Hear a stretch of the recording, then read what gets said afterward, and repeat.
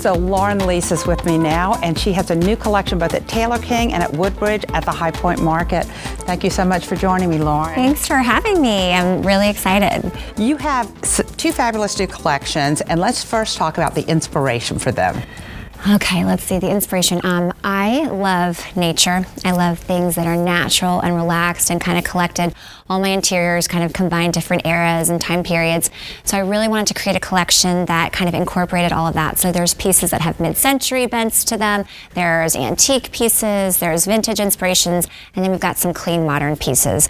And all of it is kind of relaxed. And again, there's a lot of natural materials, a lot of linens and leathers and cottons. Just because I feel like nature to me is kind of the most beautiful thing there is. I decorate and I do interiors, but I love the outside most, so I'm always trying to pull the outside in.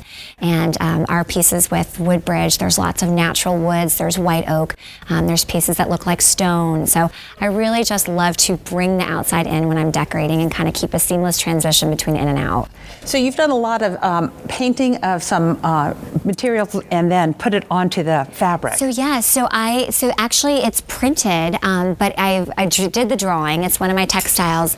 But yeah, I've got a textile collection, Lauren Lease Textiles, and I've got ferns in here. I think there's thistle. I think there's leafy paisley. So all of that is also super nature-based. And a lot of your product is based on having a family, 5 children, 2 dogs, and needing to really be able to live comfortably. Yeah, I am not one of those people that says, hey, wait until your kids are grown and then get nice things. I believe in getting things that can take a beating, getting them while the kids are young. So that's why for me, we've got machine washable slip covers, which I'm super excited about. Like, this has been pre-washed, so you can just take it off, throw it in the washing machine, put it back on. The dogs can jump on it and get muddy. And so, yeah, I need things that work hard, that look good and work hard. We have had slip covers for years, and I love it. It means that my furniture is cleaned on a regular basis. Yes, it requires it, which is nice. Exactly. Yeah. Talk about the styling of the different pieces also. Yeah, so this I call the Libra sofa. It's a classic English arm, but it does have a nice deep sit to it. Whenever I sit in it, I don't want to get up. I called it Libris because I thought this would be like the best book reading sofa, where you just kind of, like, if you had time to go read a book in the afternoon and take a nap, right? With 5 children. Which never happens, but it's a good thought. Right, exactly. For sure. And beautiful detailing with Taylor King, yeah. And the slips come in different lengths here. So this is called our mini slip that exposes that cute little bun foot. Also comes upholstered, also comes to the floor. This is our folk bench, one of my favorite pieces, kind of based on some old primitive European antiques. And I love that storage. Beautiful detailing in the wood carving, yes. Thank you. And this is our thinking chair. Again, all the names are kind of based on what I pictured you sort of be doing in these chairs. So I felt like that's one of those pieces where your head can just lean back. I thought it'd be good to sit by a fire and have some thoughts. And I love this detailing also of the slip covers. You also are doing some beautiful sectionals here and bigger pieces. So it's not just about smaller spaces, it's also about larger spaces. It's not. And this can kind of come in any size, but this is this is our Cavalier sofa in a sectional, and it's a white washable slip cover. It's got a really cool bullnose edge to it, just to give it that kind of sleek, modern feel, and so do the back cushions as well. Yeah. You said you had some pieces in stone from Woodbridge. Yeah, also. so this is meant to look like the Scottish cairns, the stacks of stones on the beaches. Again, I just love to kind of bring in that little bit of outdoors. Really cool. And beautiful leather and beautiful detailing also with the nail head. Yeah, this one was, we were doing a frame for a skirted sofa, and when I went down to the factory, it was raw and just the frame, and I thought it was so beautiful that we needed to keep it with the frame exposed. Good example of how design just evolves sometimes. It does, it really does, it really does. And as you're looking at chairs, it's not just about more contemporary, or they're not contemporary chairs, they're very clean looking, but even taking a traditional chair and with a beautiful leather on there. Yeah, this was based on one of my favorite antique wing chairs. We just kind of sized up the proportions for today and made it really, really comfortable. Like this one I want you to sit, this one you should sit in, it's really comfortable. And I love this bench. I love it, that's the thank you bench. And I call it the thank you bench because I picture it just at a nice long dining table and just kind of the idea of like being thankful for your food and giving thanks. And and eating. Table time is really important to me, meal time, family time. So I thought that was kind of the perfect piece to pile a bunch of kids in. So. I think what's great about this chair is it's exactly why wing chairs are made, is initially for women and men because the fire would get too hot and you could keep your face away from the fireplace but still be warm. It's a beautiful chair. Thank you. Yeah.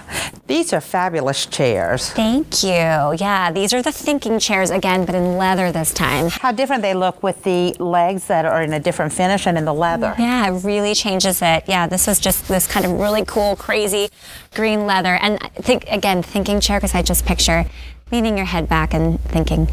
Talk with us about this piece. Yeah, so this is the architect's sofa, and the inspiration was some Swedish mid-century sofas that I'd seen, and I love that kind of curve that you have there that just kind of is just really cool and different, and it's probably one of the most comfortable, I think. It's got beautiful completion where the fabric just completes itself as it goes down the piece of furniture, so they did beautiful styling and detailing in that, so really did. Nice pieces. And how about some of the pieces in the case goods? And this is our modern Ming table, so it's got that classic, Ming Dynasty detailing on it, but we did it in a really cool lime-washed oak.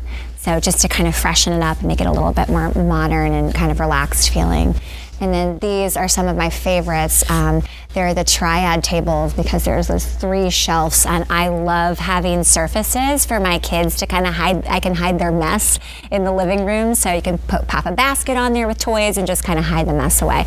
So I do have a few different tiered type tables, but it's one of my favorites for kind of fitting family into the home in a way that's not so obvious. So before we look at some other pieces, let's talk about balancing family and home and business life. How do you do that? Yeah. What suggestions do you have for women as they're coming up in the world? Yeah, well, I feel like there's never balance. You probably feel the same way.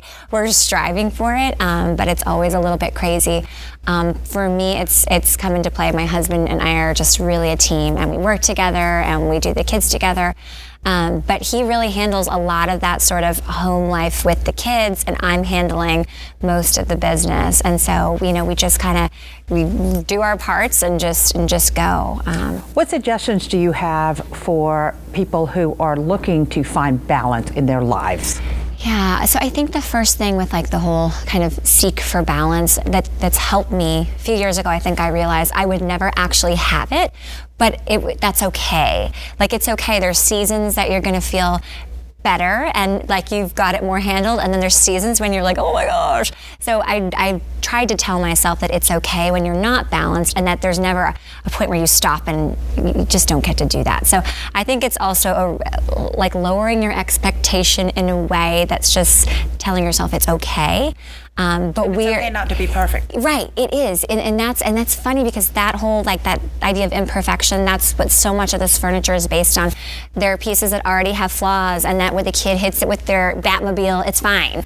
And that's the leather, we can scratch it and it gets better with age, and that is what I really try to bring to the houses that I design, and now the furniture pieces, because it's not perfect. I always had leather sofas because it was a great place. I know people might not want to do this, but to change my child, because I could know that I could wipe it off if it's good leather. I mean, there are certain ones you can't, but the washable slip covers, the leather, I loved living like that also. So. Absolutely, it just makes it easier, and then you can focus on the people instead of the stuff and being worried, which is just not a good way to live. Well, this also happens in the dining room where you shouldn't worry about how you spill stuff on your chair. So let's look at this. We'll go there, In the dining room, you also have some fabulous slip covers and absolutely some tables that you can live with. Yeah, I mean, again, that super livable finish.